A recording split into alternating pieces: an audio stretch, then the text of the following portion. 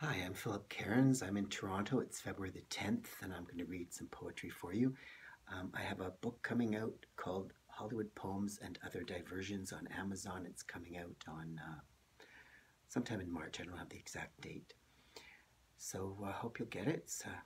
It's like $17.99. Won't kill you. Sparkle. I only like things that sparkle. I want everything to sparkle. Stars, rain puddles, jewels, quartz, rubies, mirrors. Movie stars sparkle in a metaphorical way. A YouTube video in living color. Patty Duke saying sparkle, sparkle on endless repeat. I love jewelry and crystals. They sparkle. Patty Duke says sparkle, sparkle in Valley of the Dolls. Only Barbara Parkins and Lee Grant are still alive.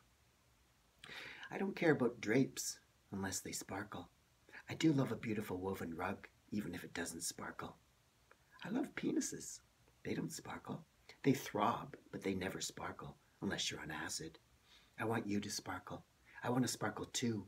I want glitter on your lips, purple crushed velvet shirt, gold velour pants, burnt orange velvet trim, a stained teak letter opener, sterling silver band wrapped around the neck, dark, broody, used as an athame in a Wiccan ritual. A Van Gogh or a Monet don't sparkle, they glow, but not in my budget, alas. Coffee table books are better than nothing, flipping through before second sleep. Drunken ex-coworker giving off heavy sexual vibes at several Christmas Eve dinners. Let's do a sky-clad ritual together. Would love to see you naked and perform the great rite with you. Some things are best left to fantasy. I'll bet he sparkles between the sheets. Talking to a spider. The spider came closer, slowly, cautiously, on its invisible cord. Its feelers were twitching to the vibrations of my low voice. I won't hurt you, I repeat. As it descends, trusting me, I promise I won't hurt you. I move back.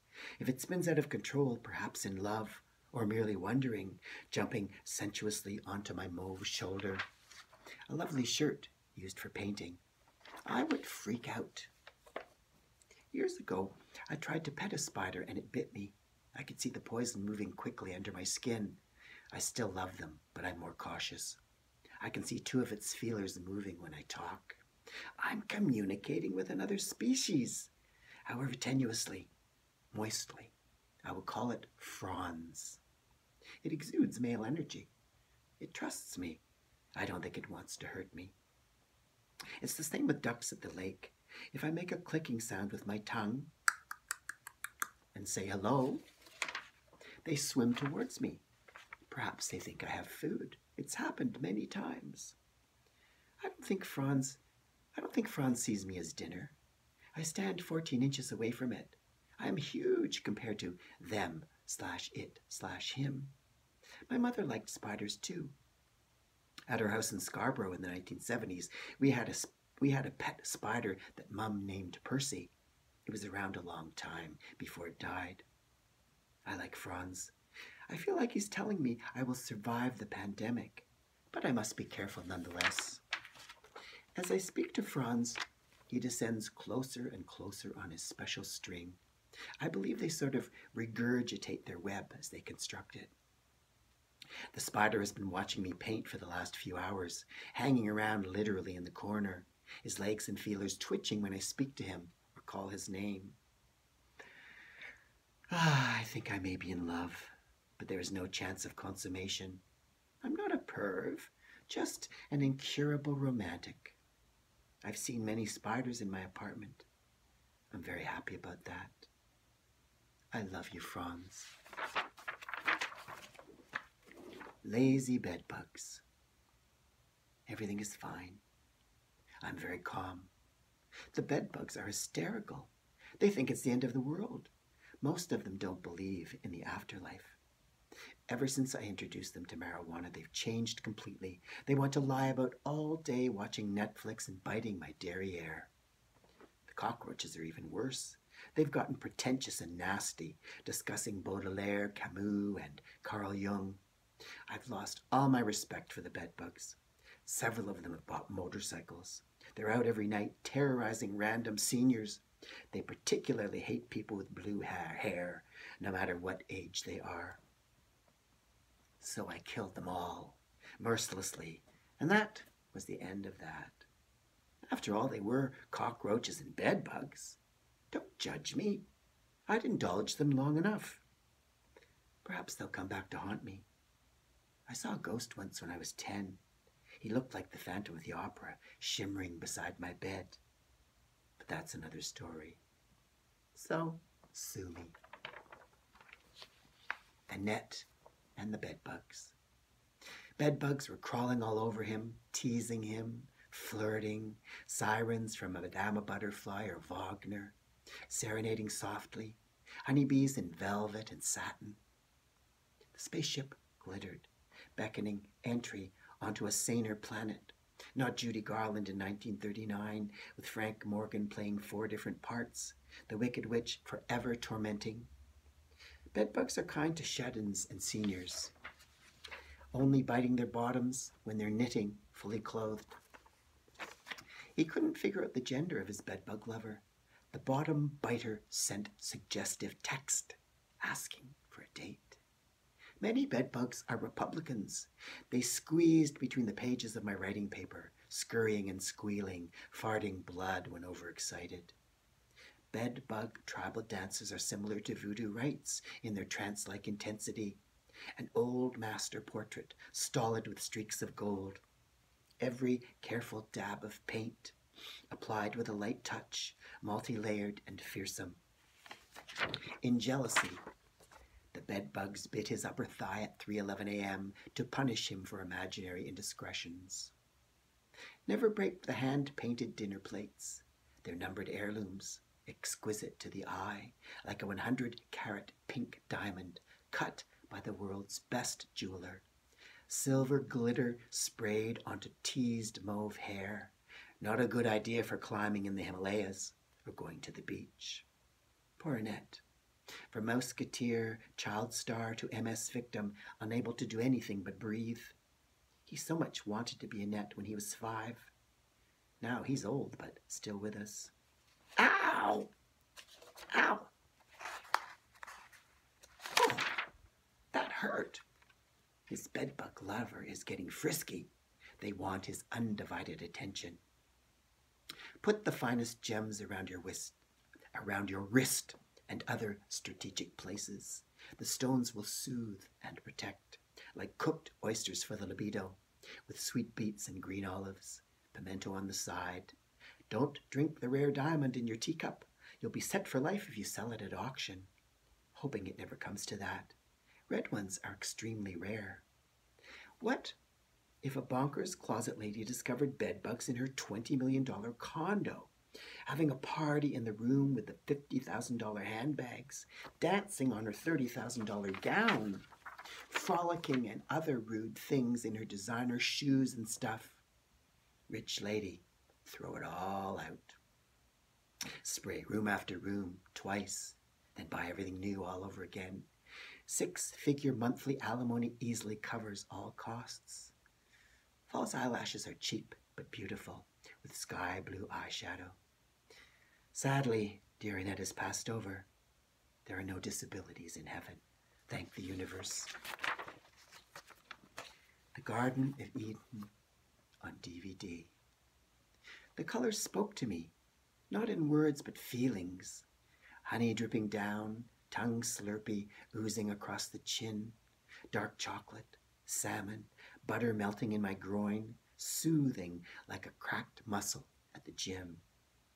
Pointed crystal on your third eye, tarot cards to the left waiting to speak, new prescriptions beside a broken ruby bracelet, waiting for past life visions to emerge, hand-painted boxes filled with rose quartz rosary beads, another hasty, scribbled bit of nonsense.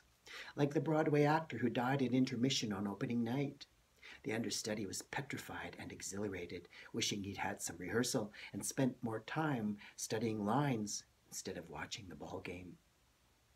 Always rushing, dwindling fantasies, a silver screen goddess, dyed red hair and electrolysis.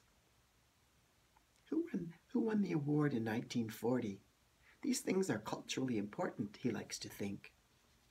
Let's both get naked and hope it works out. Our genders are so irrelevant, not easily defined. We both vibrate to the same beat, though marriage may never be in the future. Adam and Steve, bare butts in the Garden of Eden via a DVD borrowed from the library. Michael Parks looked great in The Buff in 1966. The USA implodes, and nothing seems right in the world. Our place in the universe.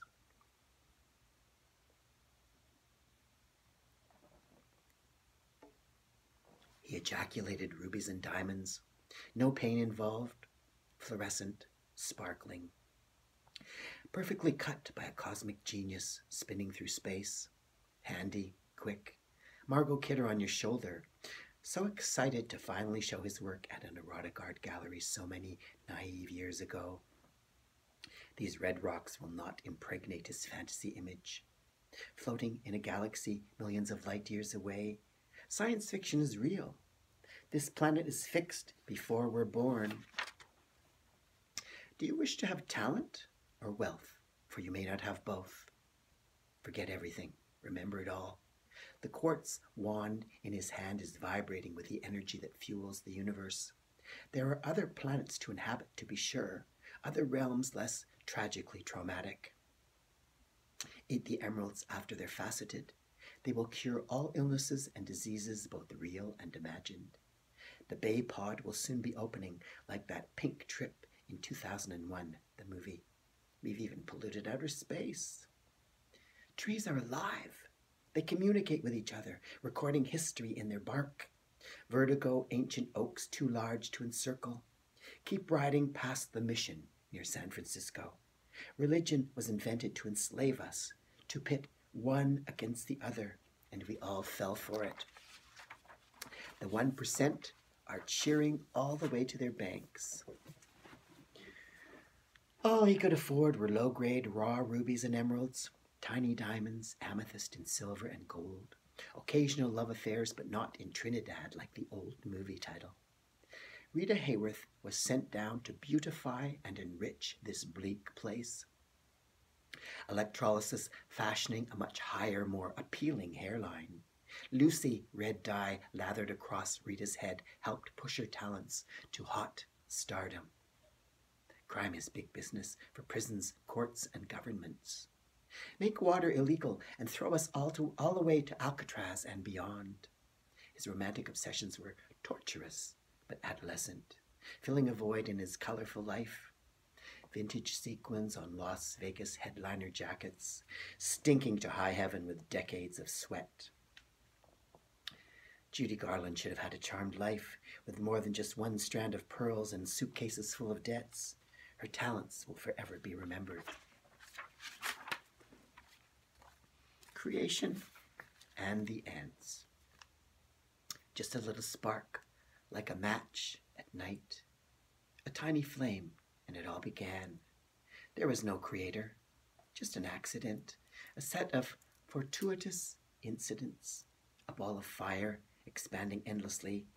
Then the first planet was formed, the size of a football, germinating and growing.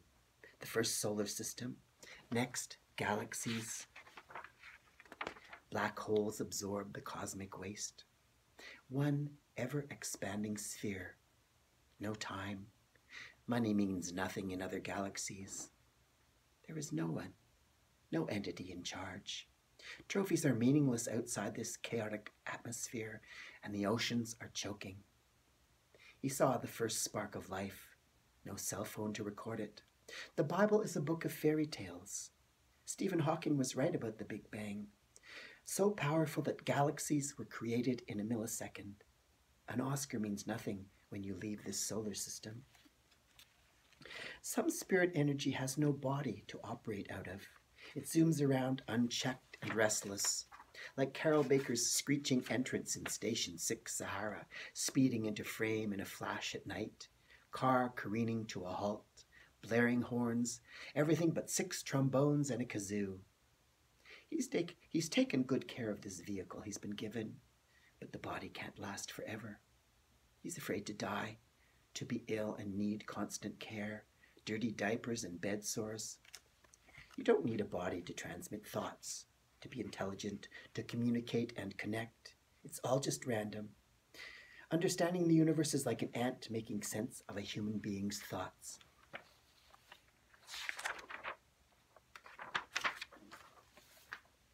The USA burns, and nothing seems right in the world. Classic films.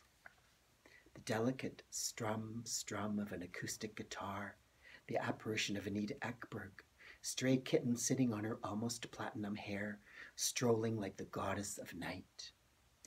Black crinolines rustling under strapless Oscar-winning gown. The singing of Over the Rainbow by Judy Garland in The Wizard of Oz.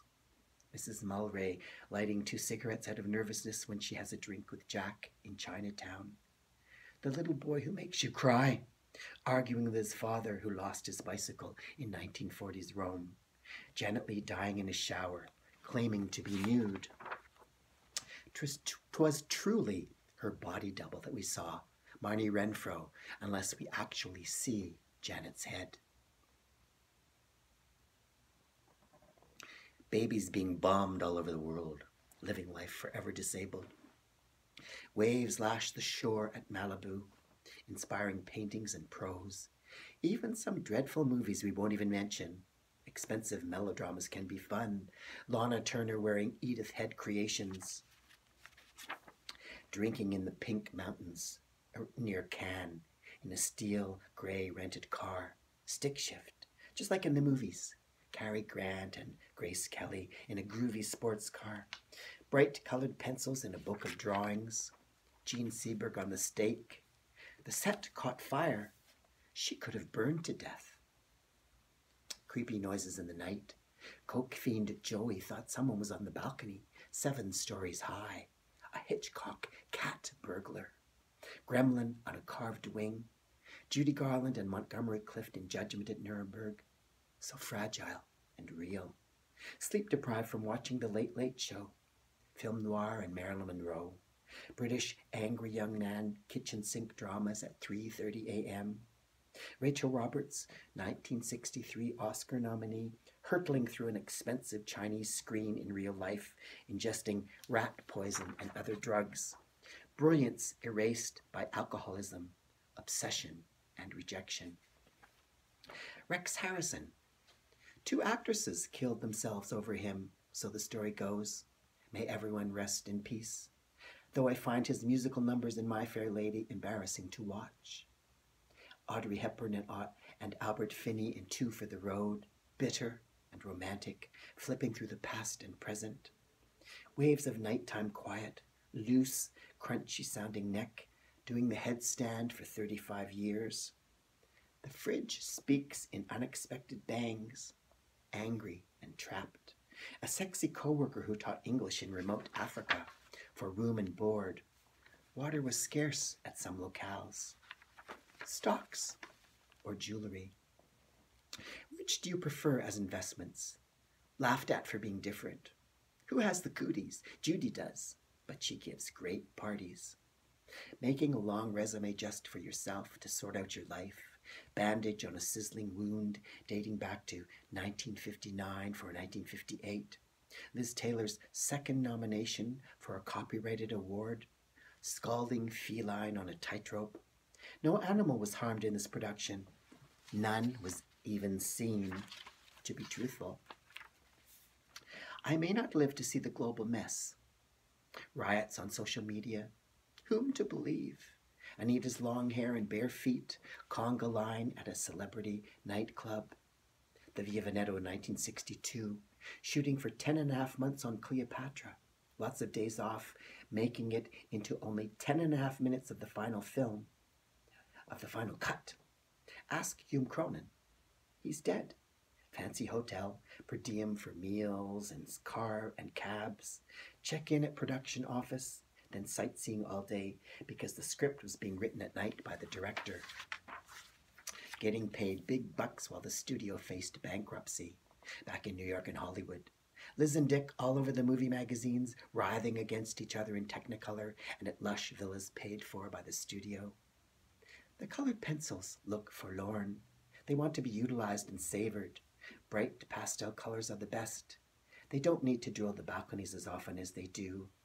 Jackhammers screaming on the concrete outside your windows, weeks on end, even in New York City. Staying with the ex of a cousin. Just pay for food, booze, and subway fare. Former full-length sunrises blocked by new condos. Will the workers have to leave major cities? No place to live except 2 in the bedroom, 2 in the living room, bathroom and kitchen schedules to adhere to. No talking in the living room on the Upper West Side.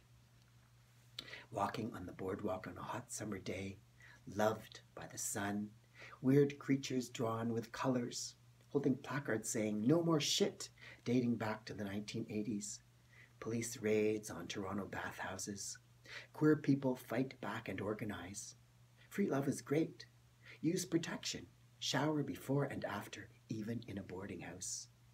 Trying on and admiring every jewel belonging to the Queen. A dream or alternate reality. Some writers still use pen and ink for the first draft. Free and easy. Truffaut on your TV screen on a Sunday afternoon. So much weed you can't stay awake. A man tempting and flirting, dangling emerald bracelets in your face. Fleshy and plus size can be sexy on some people. The guy across the hall selling drugs every day from 10 p.m. to 4 a.m. No one's that popular.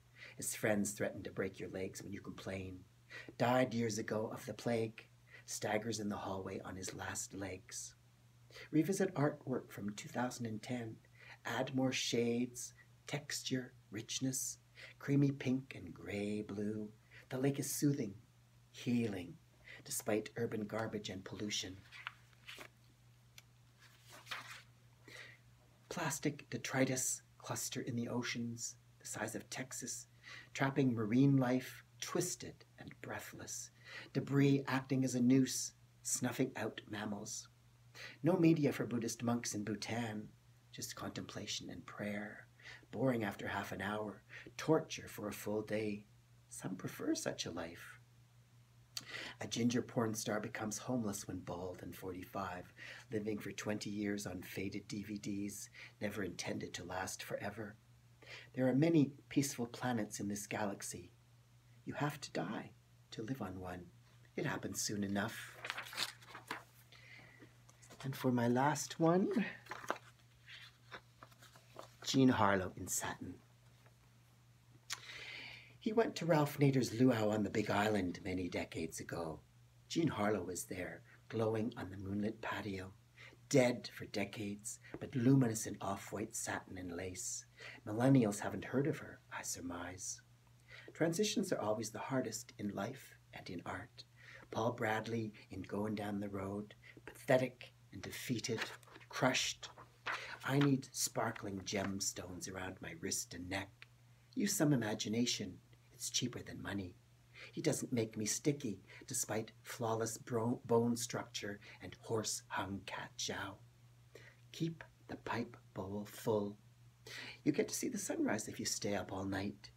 The fiery rays blinding as they pour through the kitchen window. Vampira no longer comes to visit. But I am available for personal appearances as Queen Elizabeth II or a performance poet, reading narrative poems in a vintage sequin jacket, white bugle beads with cottage sofa odors, colored pencil drawings in silver frames, not too large, surrealistic. Don't reveal any hot flesh to scare away the children. Leave that for Halloween. Glitter lips and disco t-shirt, black velvet pants and feathered mask. It's warm in Costa Rica. Everyone knows that. Don't move there if you like winter. Come stay at my villa by the sea. Saint-Tropez in 1956. Brigitte Bardot. A sleepy little fishing village. No place for a tourist unless they were lost or en route to somewhere else. Sleep, my invisible other half. It keeps you young. Feeds the shadow. Is the Sahara full of human waste buried under the sand? Lawrence of Arabia outtakes, miles and miles of celluloid, time to stop, depart, slumber, adrenaline pumping through my mind, keeping me awake for hours. Jean Harlow, box set, sits beside the bed, bored and restless, sexy, comical, stimulating, waiting patiently for years to be viewed. And that's all, folks. Thanks for listening. Have a great day or evening or whatever. Bye.